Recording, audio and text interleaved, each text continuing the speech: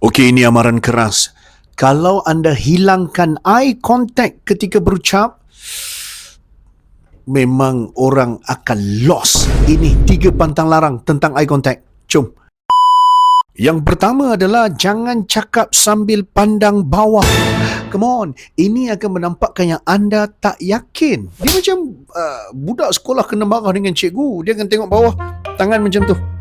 Betul? Dan audiens pula akan rasa macam, dia ni nak cakap dengan aku ke nak cakap dengan kapet? Ha? Yang kedua, ramai orang buat suka tengok ceiling dan mata suka merayau-rayau.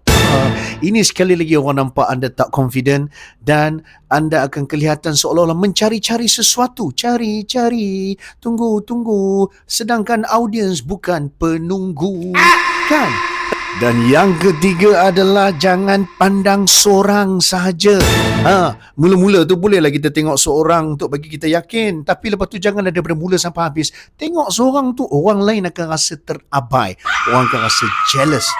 Kan? Ingat, mata anda adalah senjata yang paling power ketika anda berbicara. Bila anda pandai kawal eye contact, audiens rasa connected dengan anda. Apa? Nak belajar lagi dengan Abang Bat? Tengok komen.